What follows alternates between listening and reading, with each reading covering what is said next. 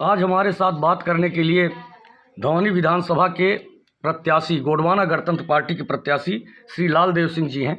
Laldev Singh ji SDOP पद पर थे और हमारे मझौली ब्लॉक के तिलखोरा गांव के निवासी हैं। हम इनसे बात करेंगे कि चुनाव में, धौनी विधानसभा के चुनाव में क्या स्थिति है और उनकी क्या भूमिका है। आपका हमारे चैनल में बहुत बहुत स्वागत है। लालदेव सिंह जी, आप गोंडवाना गणतंत्र पार्टी से उम्मीदवार हैं जी। आप किसको मानते हैं कि आपकी लड़ाई में कौन है? किससे लड़ाई, किस पार्टी से, भाजपा कांग्रेस में से किससे लड़ाई है? मेरी लड़ाई जो है ये दोनों राष्ट्रीय दल से है, भाजपा कांग्रेस दोनों से है। आप क्या दावा करते हैं कि आप चुनाव जीत जाएंगे और कितने हजार वोटों से जीतेंगे? देखिए, पिछले चुनाव का जो वोट प्रतिशत था तो वो गोंडवाना का लगभग 20,000 रहे और 9,000 के आसपास जो है उसके रहे, और दोनों के गठबंधन होने के कारण बीएसपी के जी। तो इस बार जो है लगभग ये समझे आप कि हम 40 से 50,000 के आसपास 40-50 हजार वोट जी जी पाएंगे जी। तो बीएसपी के गठबंधन से आप मानते हैं कि गोंडवाना गणतंत्र पार्टी को लाभ होगा?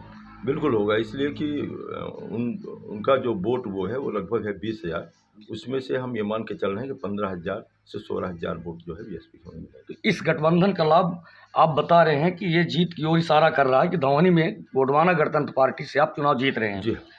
तो आप ये बताइए कि जो ये लाडली बहना योजना है भाजपा सरकार की, जी जी, इसका क्या प्रभाव पड़ेगा? जनता वोट देगी इसके नाम पर कि नहीं देगी? बिल्कुल जनता वोट नहीं करेगी इस नाम पे, क्योंकि जनता ये जानती है, वो और सब कहते भी हैं कि क्या पहले माननीय शिवराज सिंह जी मतलब उनकी बहनें नहीं थी?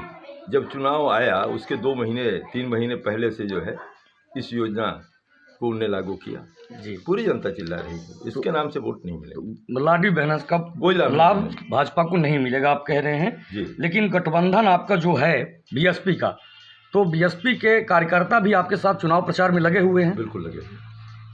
अच्छा, चुनाव अगर आप जीतते हैं तो धौनी क्षेत्र के विकास के लिए आपकी क्या कोई पृष्ठभूमि आपने बनाया है?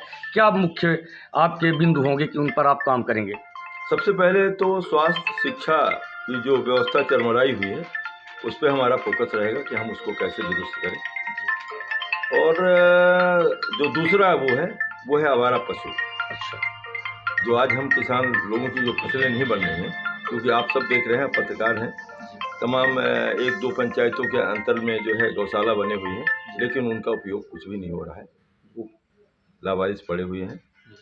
तो उनका जो है कैसे संचालन ठीक से हो, उस पर भी हमारा फोकस रहेगा। तो आप कांग्रेस के जो उम्मीदवार हैं, कांग्रेस पार्टी जो यहाँ विधानसभा में चुनाव लड़ रही है, वो भी अपने जीत का दावा कर रही है, तो आप क्या मानते हैं कि वो कहते हैं आदिवासी वोटर हमारे हैं, आदिवासी आप भी हैं, धौनी विधानसभा ही आदिवासी सीट है, तो इस आदिवासी सीट में उम्मीदवार तो तीनों लोग आदिवासी हैं, लेकिन आप सेवानिवृत्ति से चुनाव में आए हैं, राजनीति में आए हैं, पुलिस के बड़े पद पर रहे हैं, एसडीओपी रहे हैं, डीएसपी आपका पद रहा है, तो आप क्या मानते हैं कि कांग्रेस जो दावा कर रही है उसमें कुछ सच्चाई है कि हवा हवाई है?